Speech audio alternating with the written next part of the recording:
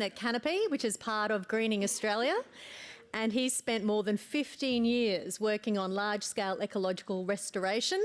And over that time, he's helped shape high-integrity carbon projects that bring together biodiversity, traditional owner partnerships and social benefits. And at Canopy, James leads projects under the environmental planting method, creating practical carbon solutions for both investors and landholders. I'd like you to put your hands together and welcome James to the stage.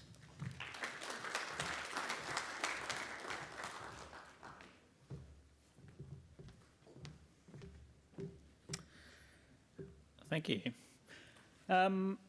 Okay, it's a fantastic introduction. I don't know if we wrote that, but it's great to have sort of stuff reflected back to. Just a really quick disclaimer. I'm going to do my best not to touch on any market outlooks or things like that, but I'm putting up the disclaimer because I've got a bit of a tendency to move away from my notes and free range a bit just to cover myself off a little bit in case I do that. But please don't take any of my advice as recommendations to do or not do anything. Please seek your own professional advice. So, Greening Australia and Canopy. I suspect a lot of you would be familiar with Greening Australia. I've been around in the environmental sector for about 40 years, a little over 40 years now. In broad terms, Greening Australia is a not-for-profit environmental restoration business, largely doing tree planting projects, and that's what we're best known for. In 2016, Greening Australia, along with AI Carbon, started up a joint venture that's now called Canopy. It's now a wholly owned subsidiary of Greening Australia, and it's got a focus on engaging in carbon projects. But specifically, we've broadened out that mandate. So initially it was just looking at carbon projects, but we're now very much looking at environmental markets more broadly. That's included markets such as biodiversity credits, but also looking to invest in reef credits and other sorts of projects across the country. I won't go into too much detail on those, but I will touch on some of the other sorts of crediting projects we do.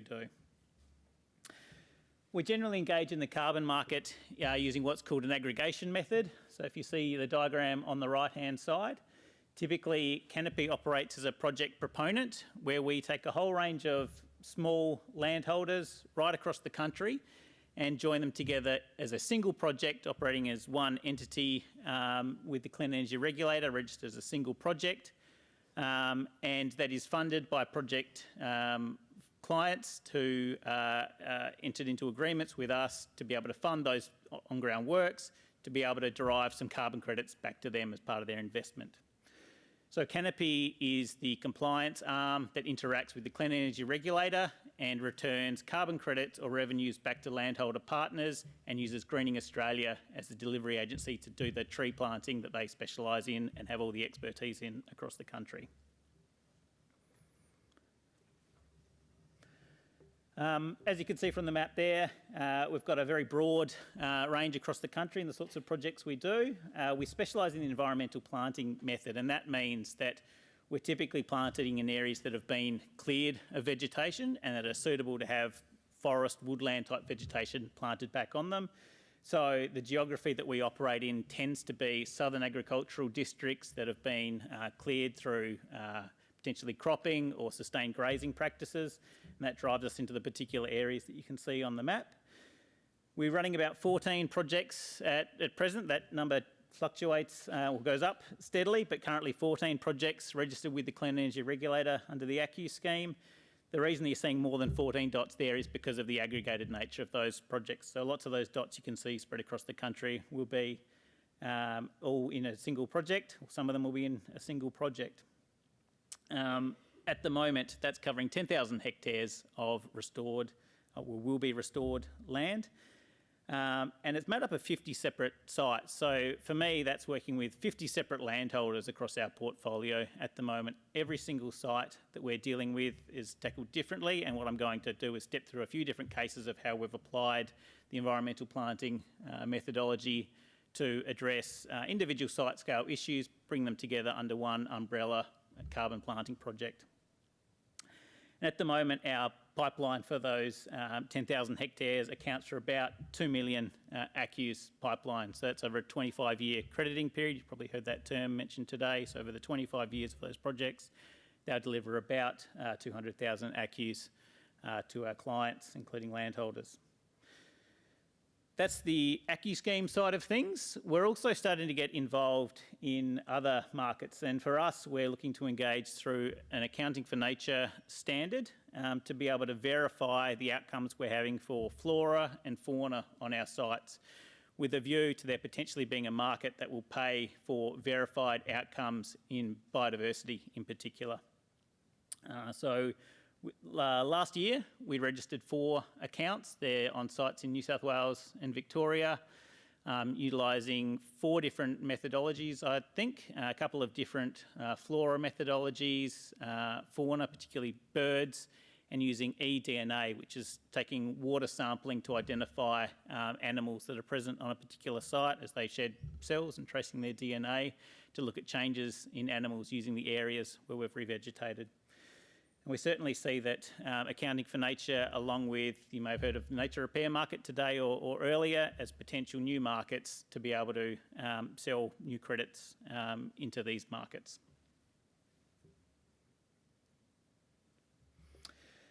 I'm just going to step through now some property-specific challenges. So I guess the title of this presentation being Old Problems Being Solved with New Markets. I'm just going to start by coming to some of the problems that we identify on sites, or some of the challenges we identify on sites, on properties, farming properties, and how we're bringing typical solutions to them but viewing them through a carbon lens. Now this is, I guess, to start with a conceptual diagram. What I'm going to talk through, I'm sure you guys have seen these slides millions of times before. It's not really anything new. So these are things that we really talk about whole of farm planning, looking at a farm and identifying areas that's being underutilised, that's not as productive as it could be, and finding new utility for them. And in particular for us, we are identifying areas where environmental planting, carbon projects make good sense to use those land. Either that's because it is a higher income generating revenue source, or because those areas are able to have other benefits, other co-benefits from restoration. We've talked about things like shelter belts and those sorts of things, and I'm going to touch on a few of those examples now. But essentially what we're doing is working with landholders to do whole of farm planning and figure out, from our perspective, where carbon fits into the mix for what they're wanting to do on their properties. So one of the first examples here is saline land. So saline land can be in a grazing type situation, which is the property on the left. And these are all real examples of real sites we're now working on. The site on the left is a grazing situation. The site on the right is in a cropping situation. Saline land, generally unproductive or less productive areas of a property, and in particular tree planting is not only potentially a higher income generating use of that land, but in the cases of these 2 sites in particular, it addresses some of the secondary salinity issues on the site. We've worked with the Clean Energy Regulator, and I'll just sidestep a little bit. When we talk about methodology, so the environmental planting methodology, that is essentially like a rule book that the Clean Energy Regulator gives project developers to follow to be able to create carbon credits. And that rule book, in theory, should be black and white, but there's a lot of grey areas in that. And in particular, one of the grey areas that we look at in some of these really altered landscapes is we've got a requirement to put back native vegetation, but there's not a particular native vegetation suitable for the local area that goes into these secondary saline areas, because they're not naturally occurring in a lot of these instances, or these types of salinities aren't naturally occurring. So we've worked with the Clean Energy Regulator, typically on a case-by-case basis, to get approval to do different sorts of species mixes. So these are things with a little bit more saltbush and things like that planted into these areas to ensure that we're able to make sure we're storing carbon on these sites. In some cases, that's also stuff that's going to be slightly palatable to stock and able to carry stock on those areas as well. But also it ensures that they'll be able to survive, thrive, store carbon in very challenging situations on farm. That will come onto there, and that's just, that shows up all right. Yep, that's pretty good. That's just showing you an example of a property there, how we've focused in on some of the areas around some of the saline parts of the property. Some of this is saline soils. In some cases, there's actually saline surface water coming through into those sites, and we're really just targeting non-productive areas on a property to be able to overlay that with carbon productivity integrated within the rest of the property being managed as it ordinarily is as a productive farm.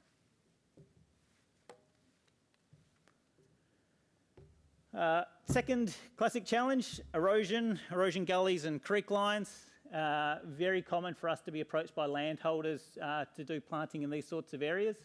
So the map on the left matches up with the photo on the right. I can't figure out exactly which gully it is, but you can see from the photo on the right, these are deeply incised gullies that are eroding away quite actively. You can see the bare soil at the erosion head here that's been moving. This landholder struggling with the issue for a long time. He's done a little bit of work trying to remediate that, but it was getting away on him and he couldn't manage it at the scale of the issue that he had on the property.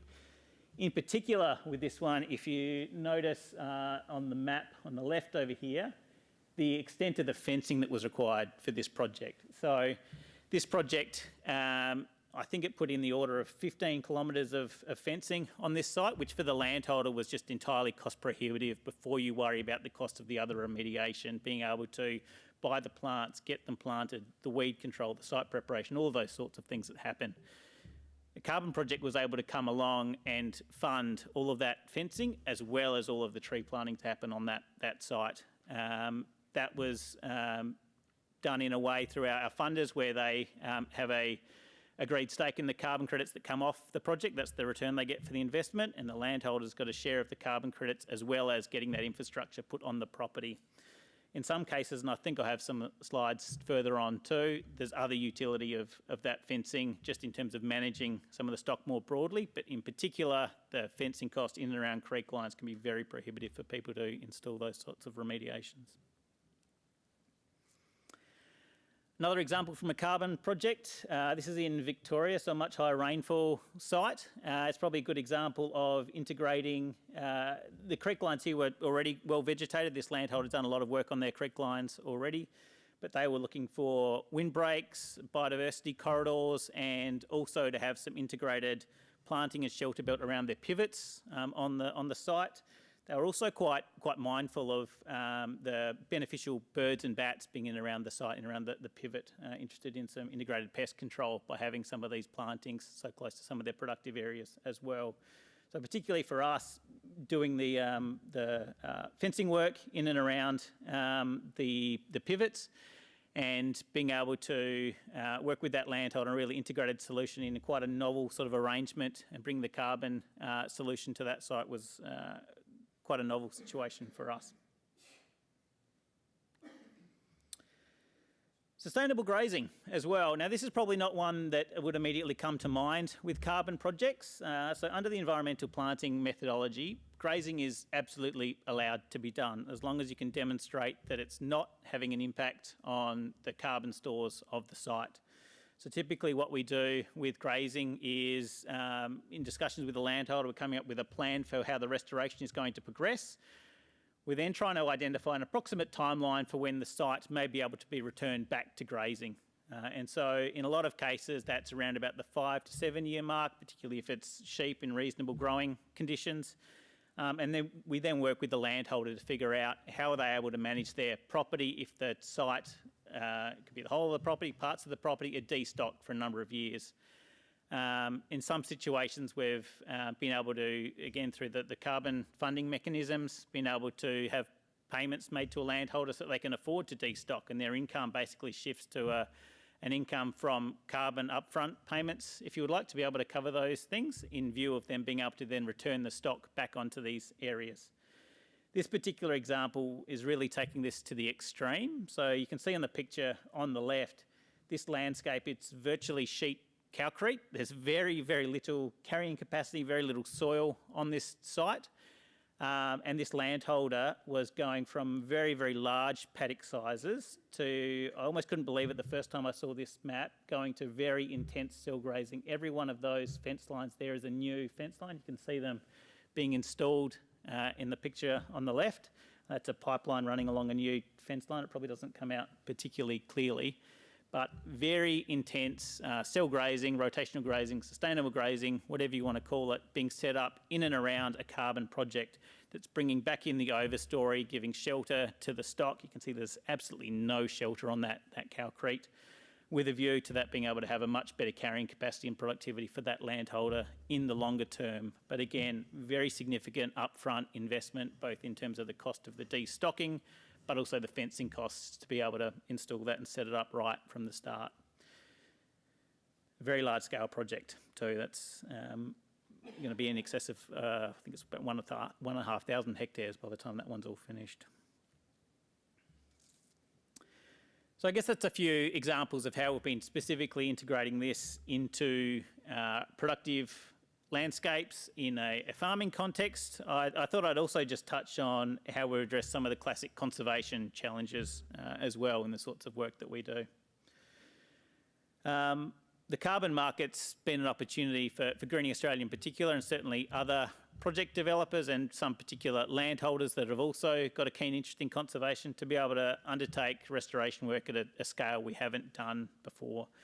The example on the left is a property that Greening Australia purchased and wholly restored on the west coast of the Eyre Peninsula. Again, most of that property was sheep cowcrete, like the image you saw previously. Some of it, in some of that fragmented mallee in the picture you can see on screen there, was fairly unproductive sandy cropping country in mallee, but most of it was cowcrete, and that's enabled us to achieve a scale of restoration that 10 years ago Greening Australia could never have imagined we'd be able to implement. It's installed a corridor from a large intact mallee remnant, restored what's really relictual EPB, so federally listed she-oak grassy woodland community, entirely restore new corridors of that, connecting up remnants along that corridor at the same time. So some fantastic conservation outcomes there.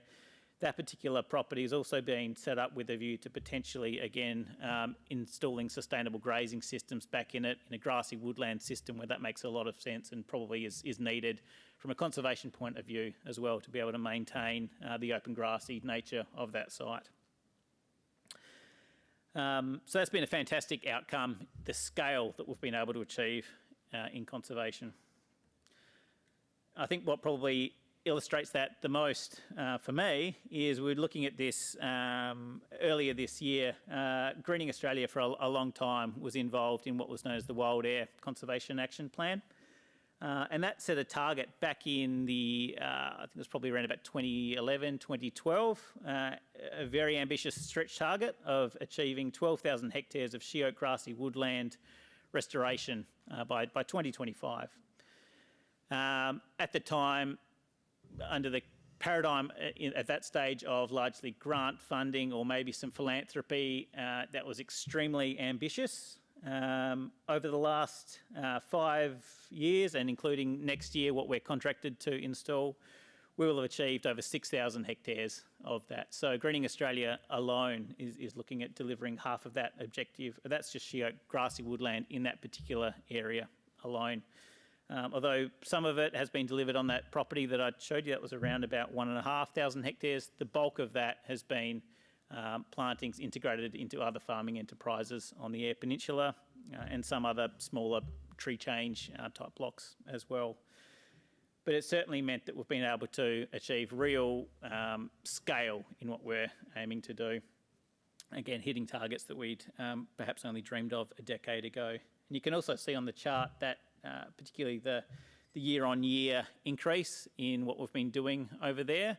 I think that's probably a reasonable analogue for the interest in carbon from landholders, but also from investors. So people are seeing the opportunities in carbon, seeing what it can do on their land, and investors are seeing that the sorts of projects that we're doing, as the prices of carbon have increased, tree planting has become a viable solution, a viable way for them to be able to source carbon credits, and the investment's been increasing steadily. The other thing to note in all of this, and I've just banged on a whole lot about the scale of what we're able to achieve, is what happens within those particular sites. Now, there's a difference between a carbon planting that's done to what's required for compliance to meet the rules of the methodology and what can be achieved through environmental planting works. Greening Australia, as a not-for-profit trying to have an impact in the environmental space, has taken the stance that we won't just do minimum compliance planting. We're doing plantings that are going to have an impact, a positive outcome for the environment. I've just pulled up one particular example. It's, I guess, an anecdote from one site tracking some change in that particular site, showing that our plant species richness has been significantly increased from our baseline conditions. Which is to be expected because we're planting a whole lot of new plant species, but they're being established and maintained. And really interestingly too, the number of bird species in the restored sites are not only higher than what you'd expect in an open paddock control type situation, but they're actually higher than some of the reference sites that we're looking at as well. And that's, I won't get into the full ecology on that. I'll get a bit too nerdy for probably all of you, but it's to do with some of the planting arrangements and the sorts of species that we've got in those sites when they're not at a mature, stable state. But it certainly gives us an insight into the sorts of positive outcomes that these plantings can have, as long as you're genuinely doing it in a way that is matching reference site conditions and are supporting the habitat needs of the species and things that you're targeting. Now, the important message in all of that is to do the extra things costs extra money. But it's certainly been our experience that as the carbon market has evolved, the buyers, the investors in this space have become more and more sophisticated, and they're looking for the co-benefits, the stories in and around these sorts of projects. And these sorts of stories are not only interesting anecdotes, and that's great, you guys are having an impact, but we can start to put dollar values to doing these things. So we spend more money to put them into the ground, but we can see real benefits from them. And for us, a lot of the time, that story is around how we're working with traditional owners and the conservation outcomes that we're having. But for farmers out there, changes to salinity, changes to address erosion control, even just integrated, sustainable tree planting and productive farms, those things are genuine co-benefits that people are interested in, that people will pay more money to be able to buy those credits and associate them with their offsets, because organisations that are offsetting, they're not just offsetting to tick a box and say they're carbon neutral. The types of people that buy these credits want the story. They want the marketing angle that comes along to that. And if you can not only be a good project developer, but a good storyteller, you'll be able to realise real value in those things. And a few examples of that in particular. As I said, we're starting to utilise accounting for nature to not only throw our claims out there, but to stand behind verified outcomes in those things. Over time, as the markets become more sophisticated, there's an increasing request to prove your claims, and there's been certainly a more focus on this area from the ACCC and the likes of that. If you're going to make these claims, you've got to be able to back them up. Keeping records of all sorts is extremely useful in that space, or as I've said, we're going down the pathway of having external independent verification or certification of the sorts of outcomes that we're doing. At the moment, we're doing that under accounting for nature through the nature repair market. That's an alternative way to do it that's also administered by the Clean Energy Regulator, as was touched on earlier this morning. The market's not there yet where you're able to provide a specific return on the investment for going those extra stages and having that verification, but that's going to come with time. It's certainly something to be mindful of. Some of the other considerations in environmental plantings. So, financial considerations. Now, for those of you who are familiar with the local area, we've got Port Pirie up in the northwest of the map here. This map is showing, using FullCAN, which is the Australian government model that we use to determine how much carbon is going to be stored in trees in the ACCU scheme for our carbon projects. If this map is showing you that there's some areas of really low carbon productivity and some areas of really high carbon productivity, if that, and business cases for carbon are a lot more complex than this, but if all you're doing is I'm going to plant trees where I'm going to get the best return and that's going to be the highest carbon yield, what you will be doing is basically saying, I think I should be planting out near Crystal Brook, and I do not want to be planting out along the coast from Port Pirie around. That's much lower carbon yield. There's versions of that are equally true at the property scale, and this sort of yield variation can be equally true even at a paddock scale. I've seen the yields vary widely just at a paddock scale. If you're going through a planning process and looking at your property and thinking, where's the best place for trees? I always tell people the first decision around that is wherever you think you need to have trees in your planning. But that may mean that that's not going to be a suitable place because for whatever reason the carbon yield might not be there. It just might not be a financially viable place to do it.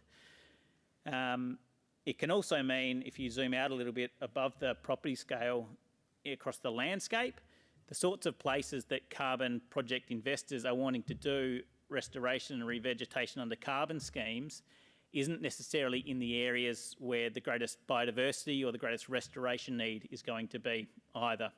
And again, if you cast your mind back to the map that I put up there earlier, in this district here, we've got one project site down on the Yorke Peninsula, and then you've got to go all the way out into the Murraylands or for us all the way across to the Eyre Peninsula to find other areas that we're working through.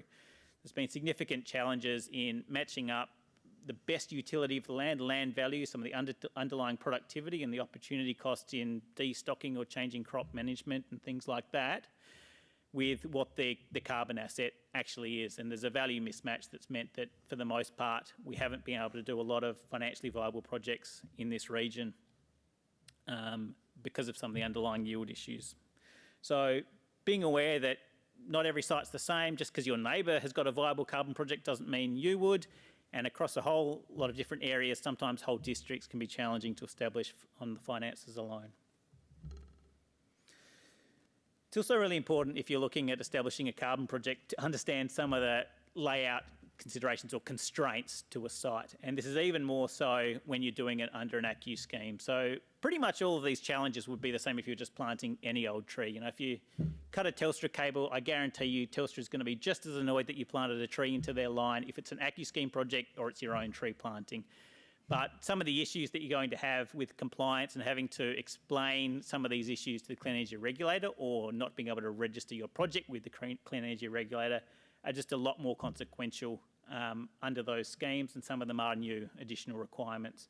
So being mindful of, just because it's an open area doesn't necessarily mean you can plant trees there, and looking through a whole range, and that's probably not even the entire list there, a whole range of different considerations you've got to make in your layout if you're going particularly down the ACCU scheme pathway. It can be certainly challenges to your intent versus the reality of what you can actually put on ground.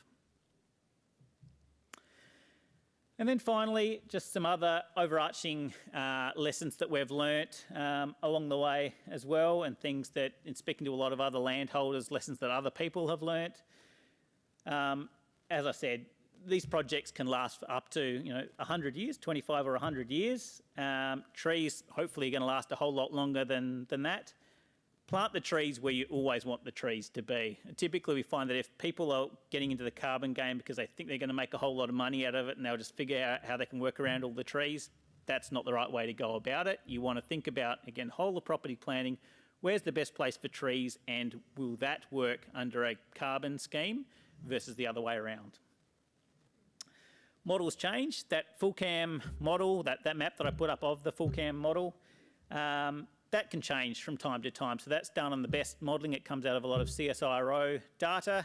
There's a new version of full cam that's being worked through right now. If you come to me and ask me to show you that map next year, the colours might look very different. So knowing what the carbon yield you're going to get out of your site based on models may not be the reality of the carbon you'll get out of it. At the moment, the methodology relies on a model, and that's probably different to if you went out and measured your trees as well. So there can be some volatility in the sorts of carbon yields that you can expect, particularly when you go through a ACCU scheme model. Establishment cost and time are a real big one as well. So not so much for us where we're doing this professionally and it's our job, but I've certainly spoken to a number of farmers who've thought, I can plant trees, it's not that hard, I'll go do that, and I'll continue to do everything else I was always doing on the farm anyway. It's just another little thing on top. It is a lot more involved than that, let alone everything else that comes with trying to understand and report on carbon projects. It's not a light undertaking, and as I was chatting to some of the landscape staff before too, it's not easy to find quick references and support out there from other professionals. That can be a real challenge, and it takes a lot of time. Reversal events has been touched on a little bit. Louisa was talking about insurance and things like that, but you do have to be mindful that over time, as you create more and more carbon credits, particularly if you sell those carbon credits or you even use them to retire your own footprint, if a fire or something like that comes through, then you may be faced with a situation where you have to hand back carbon credits to the regulator that you don't have to hand back. You might have to buy them, or maybe in a better case scenario, there can be a crediting pause where you just don't get new carbon credits. And if you've sold them or you're relying on delivering them as part of a contract, like any other sort of farming commodity, and you don't have them, that can have consequences for you as well. Or if you're just relying on them for your carbon neutrality strategy, that can be consequential.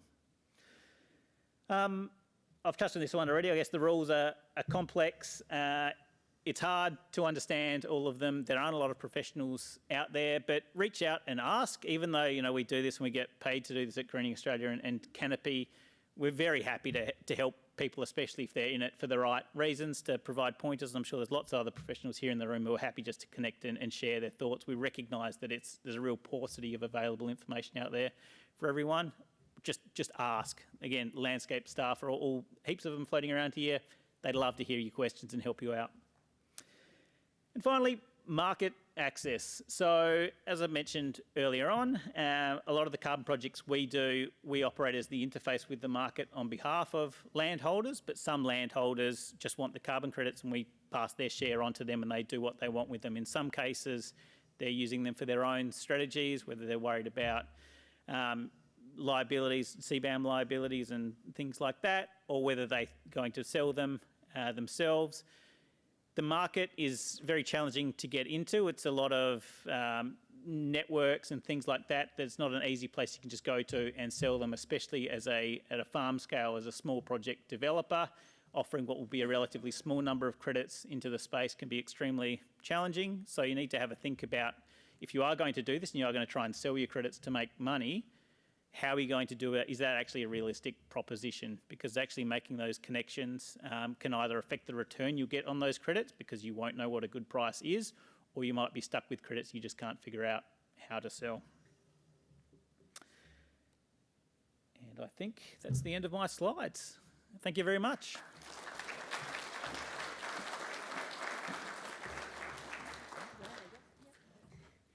Thank you, James. All right, it's time to continue the conversation on natural capital with our panel. I'd like to introduce, obviously James is going to continue on the stage, Holly Crawford, who's a local farmer and a carbon and biodiversity pilot project participant. She'll be joining James. Daniel Hanisch, who's the Senior Project Manager with RegenCo. And Sarah Castine, who's a local landholder and sustainability strategy consultant with Pinion Advisory.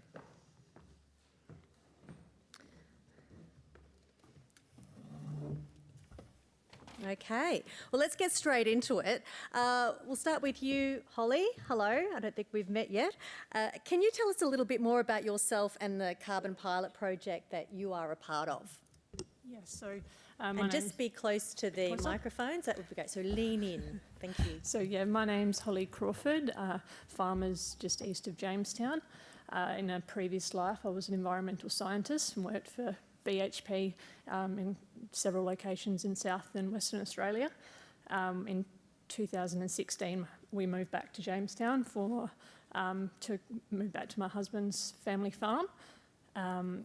And we've been there since. We've got three young children. In 2023, we were involved in the Australian government's Carbon Plus Biodiversity Pilot, a pilot looking to inform the nature repair market. So we planted 32 hectares of non-arable land on our farm to a mixed species plantings. It's separated across 2 blocks. One will reflect a she oak woodland and the other a South Australian blue gum woodland.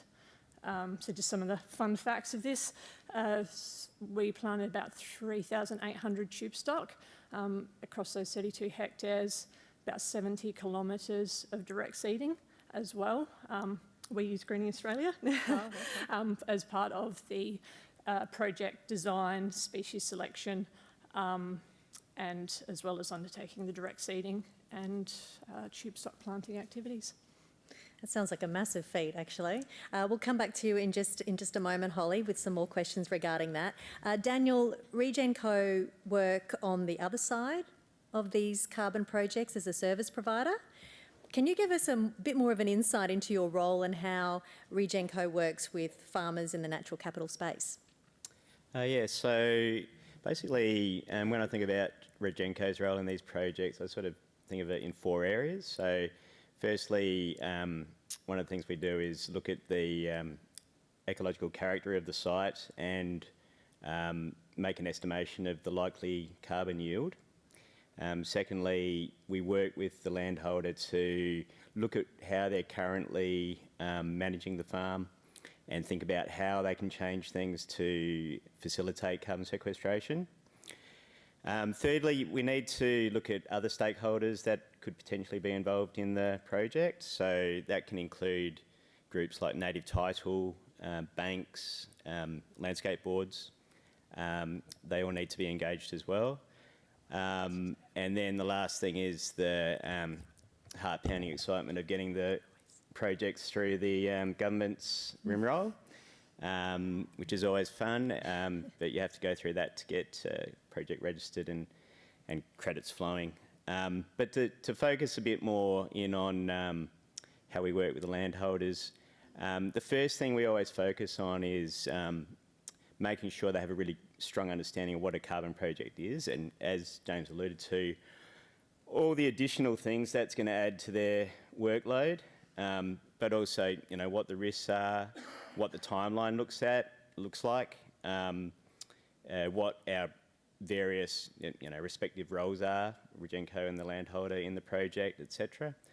And then after that, we give them the space to consider, you know, everything we've told them, because these are big decisions, and we know there's a lot on their plate, and we don't want to be pushy about these things. Also, you know, as James said again, long projects, if we're twisting their arm to sign on the dotted line, that's not going to work. We need a strong, trusting relationship and partnership to make these projects work. And once you put everything on the table, do they still go through with it, most of them? Well, I guess there's several decision points along the way, so that's decision point 1. And after that, you can look at design together, and there's a number of factors that come into that, as again, James alluded to in his presentation. You know, you think about things like where trees might be put into the landscape to provide a production value, whether it's erosion control or shelter belts for stock, or pollination, habitat for pollinators, etc., for crops. So these are all things that need to be taken into consideration, but always mindful that the landholder is the expert, obviously, for their property, and you know, it's their plans and their goals that we need to mould the carbon project to suit. We'll come back to you, Sarah. You work in this space in both your personal and professional life. Can you tell us more about your involvement with natural capital accounting and the work Pinion is doing with primary producers?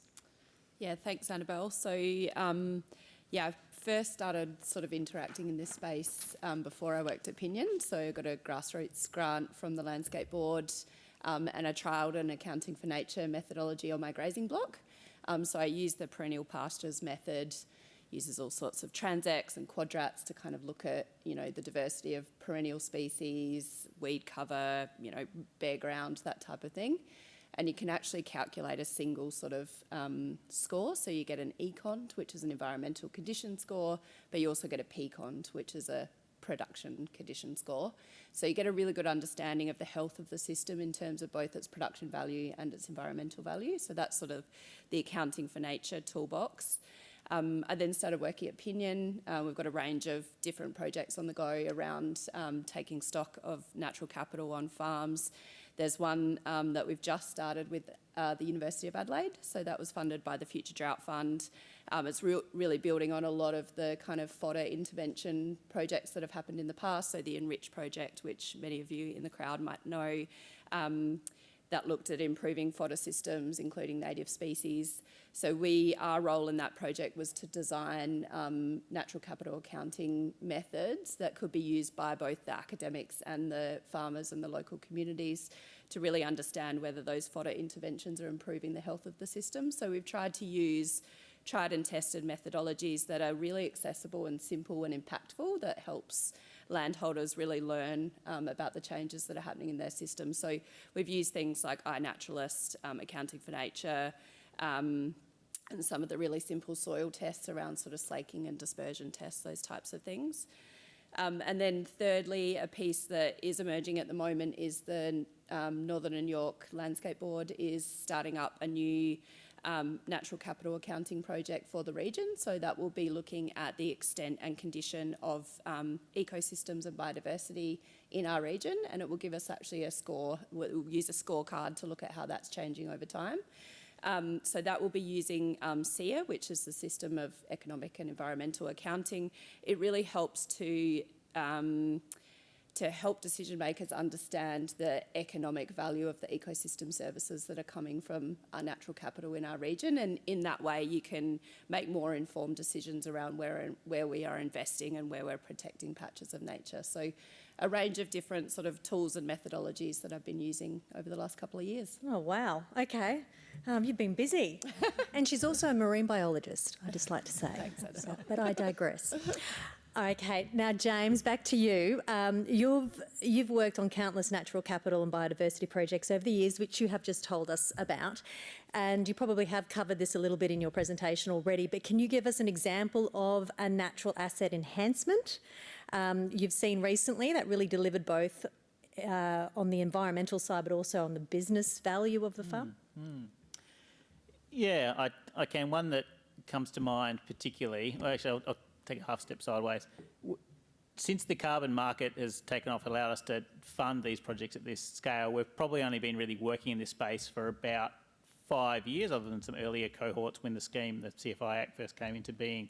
And so we're only now just starting to return new money under the newer parts of the scheme to landholders for carbon credit sales. So that side of the business proposition is only just starting to really flow for a lot of our landholder partners at the moment. But one that always comes to mind for me is a project that we started about 3 years ago with a landholder. Again, it's similar to one of those sites, but not one of those ones I showed there, where we put in a lot of fencing in a really, really heavily grazed property along creek lines. And I think about 9 months into the project, the landholder came to Greening Australia and said, "You won't believe that the change in the property, the water that's flowing in the creeks. I can hear the frogs, there's birds out there. The fencing and stuff, that's great. It's a lot easier for me to run my stock now, but I just enjoy being out in the paddock and experiencing those side of things." That was just amazing for me. And then having earlier this year just delivered the first lot of carbon credits and now generating a revenue for that landowner who was motivated for those reasons. For me, that's probably been the most rewarding one, the one that I look back on quite a lot. Yeah. That'd be pretty satisfying, I can imagine. Holly, you're living and breathing this on your farm. Can you tell us what motivated you to start integrating carbon and biodiversity projects into your farm management in the first place? And what have you learnt along the way? Yeah, so we initially just wanted to establish some biodiversity on our pretty much treeless property otherwise. And the timing of the pilot came up right at a point that we just transitioned from mixed farming to continuous cropping. So we had these two non-arable blocks that were available and not being productive. So I guess from we'll plant a few trees, sort of we dreamt a little bit bigger and ended up putting in for the full 32 hectares, which is all the unarable land we have. So that was sort of started it off. I guess we really love the idea of improving biodiversity for habitat, sequestering carbon as well. I guess we've heard earlier today about the impact of climate change and how agriculture is well placed to really make a big difference. So they were some of the main driving factors. Also, and we liked the idea, or more than that, I guess, of potentially an additional income stream through selling the ACCUs. However, we probably changed our mind a little bit on that, and we do potentially see more value in holding them to inset against our own emissions and potentially marketing ourselves as low emissions carbon neutral. But I guess we will continue to watch that space and make our decision as that all unfolds. It's interesting you say that, because it seems to be something that a lot of landholders are talking about, keeping their own carbon rather than selling it. Have other landholders or primary producers come to you and inquired about what you're doing, are curious about what you're doing? I have had, a few people. Not a huge number. I did speak at a carbon farming outreach program session in Snowtown last week, and I had some really great questions from farmers, really interested. I know hopefully after today and what everyone's learnt, there'll be more that are inspired to do it if it fits in with their business. Daniel, RegenCo works with farmers across many landscapes. When someone is thinking about their first carbon or natural capital project, what do you look for to determine what's viable and where to start? You sort of talked about the process, but can you sort of unpack that a little bit more? Well, actually, the first thing we look at when we think about whether a project's viable or not is really the farmer themselves, and whether they're genuinely open to changing things and taking on, what's going to be an additional workload, and also whether they've got the resources and the space and time, etc., to do that. And on that point, I just want to call out Shannon Evanen, who's from Uni of Adelaide, and she's currently running a survey on what motivations and barriers are. If you want to give a wave, Shannon. So if you want to help with that, it's intended to mould future programs, so that they're better suited to the needs of landholders and helping to overcome some of those barriers. That'd be great. But once we have established that, the landholder is all in, we tend to look at things like the biogeography of the site, what kind of vegetation communities grow in the area, what the rainfall is, etc.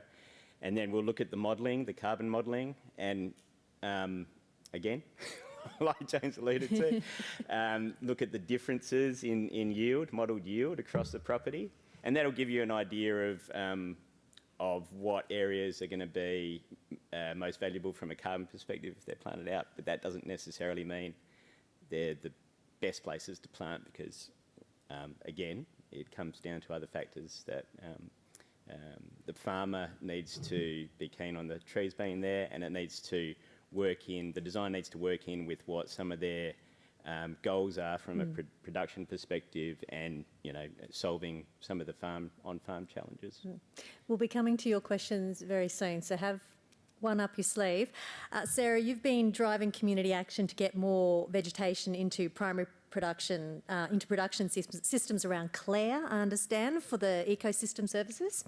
There's the obvious environmental benefits of doing that, but what are some of the benefits to production that you can see?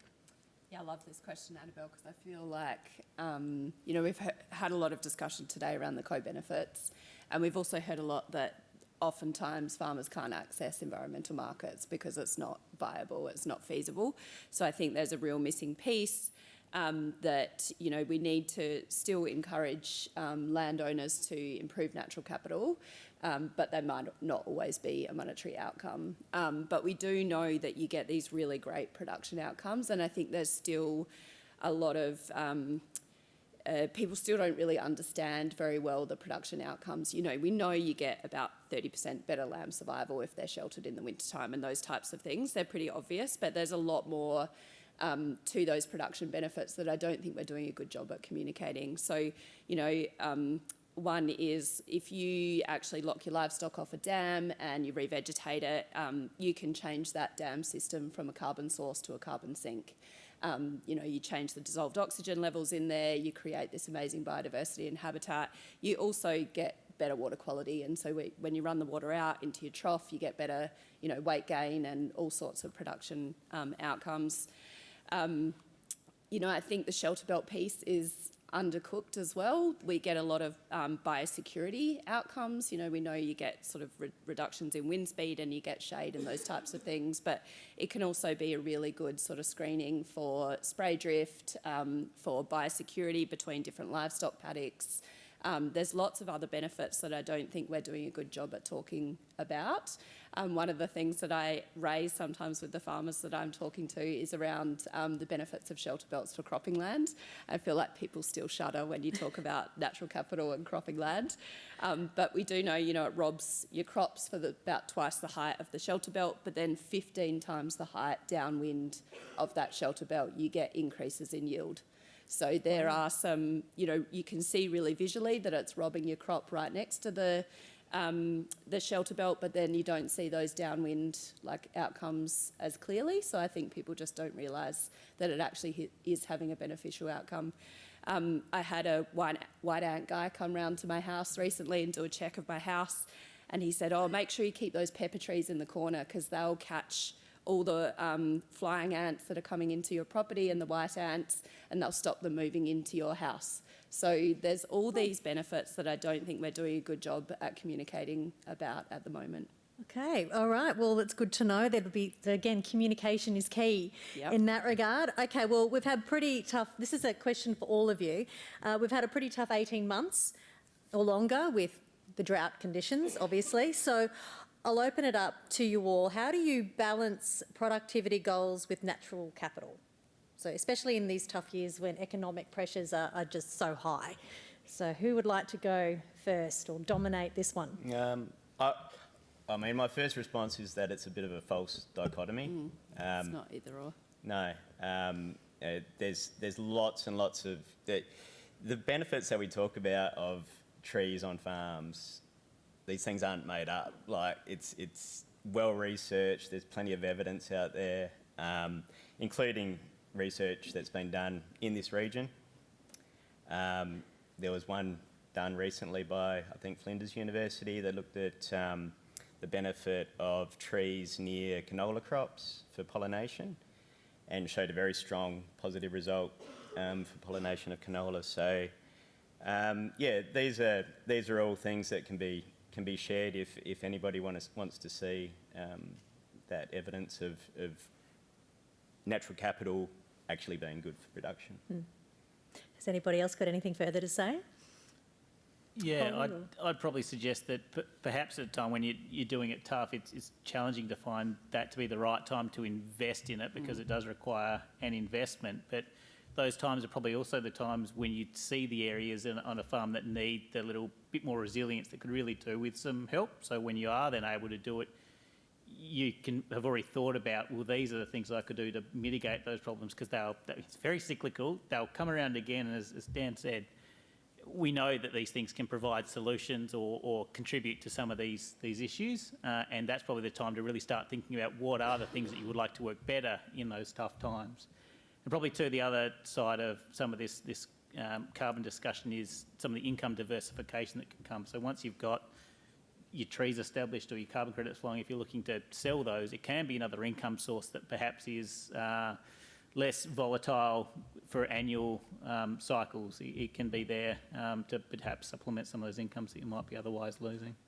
Mm-hmm. Holly or Sarah, do you want to add anything different to that? No? Covered it all?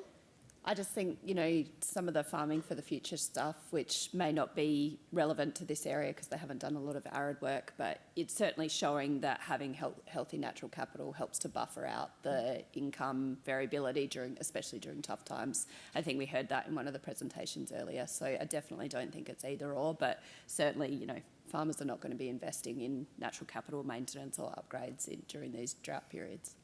Okay, well, we'll now open it up to everybody else in the room. Where shall we start? Yes, lady in red. Be nice, Jen. Surprise. Okay, so there is a new carbon method being developed, James, that you might know about, called Integrated Farm and Land Management Method, that is going to allow multiple methods or modules to be stacked, so multiple capacity to do multiple different activities to capture that sequestration. the question for all of you is, do you think that's going to help increase uptake of and make it a more viable, potentially viable opportunity for smaller landholders or other landholders to participate in the carbon market? And if not, in your view, what is required? What is missing in terms of being able to help people enter this market in size? You know, like we can see lots of good large projects. Obviously, they make low cost and bigger bang for the buck. But what about what's going to help get smaller producers engaged? That was Want to me you, start James. with that? Yep. Oh, others might want to have a say too. Yeah, so initially and obviously the method's in development, so we don't know exactly what it's going to look like. That's always a challenge in speculating on how it might apply.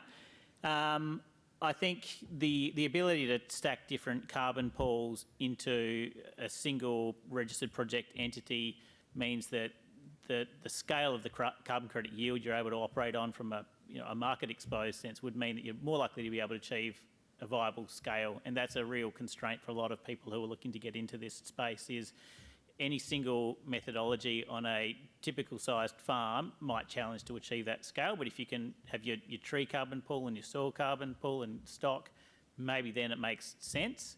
The challenge is then still what are the other things that might not work at the scale of those individual pools. So the cost to monitor any one of those might be hard. They're all very different levels of expertise that's going to be, or different sorts of expertise that's going to be required. They may still constrain people from being able to do that. And it's also quite likely that the IFL, the Integrated Farmland Management process, is going to overlay all of that with a more like the whole of farm carbon accounting space, which might bring in a whole new level of complexity that doesn't apply to individual methodologies. So there's potential to achieve economies of scale that might be prohibitive now, but it may also come with some downside. So we'll wait and see. I think from our particular space, the tree planting side, that method's talking about not just relying on a model, the full cam model, but being able to measure and then recalibrate models. So we'll be able to achieve the real yield that's actually out in the paddocks. And if that is better than what the full cam model, then that might open up new areas for carbon environmental planting projects that are prohibited at the moment through the viability of the carbon yield. Does that answer your question? Yeah. Okay. Yes, Sarah? I think maybe also I was really excited to see the aggregation model that you presented, because I didn't actually realise that there's good aggregation models out there. I know certainly on my family farm we've got all of our neighbours are really keen to put shelter belts in and do some environmental plantings, but as a single entity we can't afford to access environmental markets at the moment. But I think the more these aggregation models become more common, I think that will really, really help, particularly with partnerships across farms where you're also going to get connected corridors for biodiversity. Next. Yes, over there and then down here. Yeah. Thank you. I've been waiting for the right panel or speaker to ask this question. I think I found the right one. So most farmers, producers are really keen to be part of this mitigation solution, do the right thing. Many have been doing lots of things already. Great environmental stewards trying to improve their productivity, get rid of their passengers, all that sort of stuff. They're not keen to sell their credits to Microsoft or Qantas to make them feel better, but they want recognition and potentially market access for the great stuff they've got going on their farm now. But a lot of the systems and programs that are in place to prove that are based on the systems to build and sell ACCUs, which makes it expensive, really time consuming and difficult for farmers to navigate without outside paid help. Do you see that changing anytime? I know there's a couple of programs where farmers can do that, but do you see that maybe changing in the future to make it easier for farmers to prove that, provide evidence on farm? That's probably for both, whether it's a biodiversity certificate or a carbon neutrality or a low emissions product certificate. Who'd like to tackle that one? I do, at least on the basis of environmental planting projects, and if they're small and simple, I think there may be pathways open up in the coming years where it's more straightforward without the assistance of a consultant or a carbon service provider. In recent years, the regulator has developed a audit-free pathway for smaller projects. So that's step one, I suppose, towards making it more accessible for small projects. You know, it takes away a level of complexity, and the monitoring of those projects only requires remote satellite monitoring, which is quite straightforward. So yeah, I think there's perhaps the beginnings there. Does that answer your question? Not a little bit? I guess, so in our case, whilst we use Greening Australia, we are the project proponent, so we actually went about it alone. So it's been a learning curve for me. But I think it is possible, especially like Dan mentioned with the alternative assurance, that farmers can do that. Like I said, ours is a 32 hectare project. Without audits, there won't be that cost, and we're getting support from the Clean Energy Regulator to work through that crediting process. So I guess everyone needs to work through it and assess whether they are able to do it themselves, but I guess in our case we are.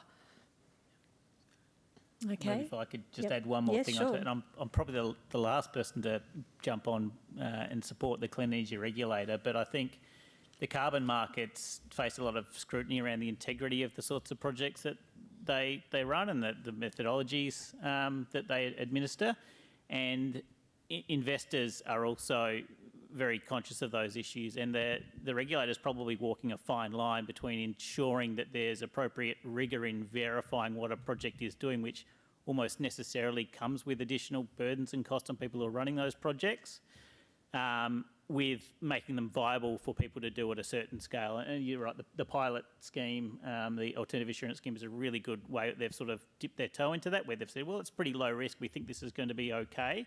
I think over time they'll probably look for more of those things, but it is a very delicate line they have to walk to be able to do that. We've got time for one more question. Yes, please. Just a quick one as I come down from Slido. How small of a project is too small, I guess, from eligibility for the market itself, but also from earning credits to make it actually worthwhile financially for someone? Good question. Everyone will probably have their own view on that. Everyone has a different model and different funding scheme. We typically normally look to our thresholds based on carbon credits. That's the unit that drives our economics, and it's normally around about 20,000 ACCUs from an individual property as part of an aggregation of many properties. But that can depend, because a lot of our funders, as I said, are doing it based on the stories, and we've gone to one particular site, I think you had about 6,000 ACCUs on the property, because it had an amazing biodiversity story to tell, and the funders were really happy to invest in that at what would have been an outrageously expensive per unit ACCU cost, because they really excited by that project. And per that map that I showed before, that could be 10 hectares or 100 hectares depending on what your yield looks like. So it's really challenging. That's sort of part of the communication stuff that we have to go through with landholders to explain in not a simple story whether their site might work for us or not. And we'll just have time for one quick question. Thank you, sir. Hi. Looking to you, Holly, you mentioned 32 hectares of non-arable land, and then thinking of what you said, Sarah, about ecosystem services. So my question is more about not how small is small, how big is big. Non-arable land, what are your thoughts? And again, the providers here, both James and RegenCo, in terms of big providers, how large can we go in terms of restarting water cycles so that we actually start to shift temperature and rainfall as a way of actually buying time in terms of climate change? I did say big. Not a small question at all.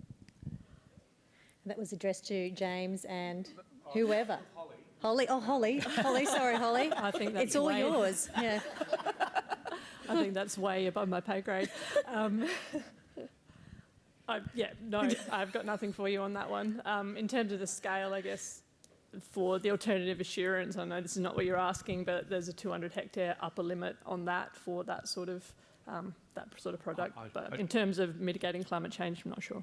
I should have added, in the literature, it's coming out of the Middle East, it says a minimum of around 2,000 hectares. But if you think of bare ridges around here, there's a lot of 2,000 hectare blocks. And they're saying that can actually impact up to 5 to 10 kilometres away. So there's massive, massive shifts. And I'm thinking of what you said about non-arable, trading off your non-arable to actually increase the production of your arable and buy time. Yeah, and I think, Glenn, on that score, I think there's quite a few ridges around this region where there's, big erosion problems, water's just running off the slopes into eroded creek lines and then going, to some scalded landscape somewhere. And I think that if we could slow down the flow and get vegetation taking up that water and pumping it back into the atmosphere, then it might have something there. I think we'll leave it now. Thank you very much for all your questions, and thank you for our wonderful panel. James, Holly, Daniel, Sarah, thank you for your insightful comments, presentations. Thank you.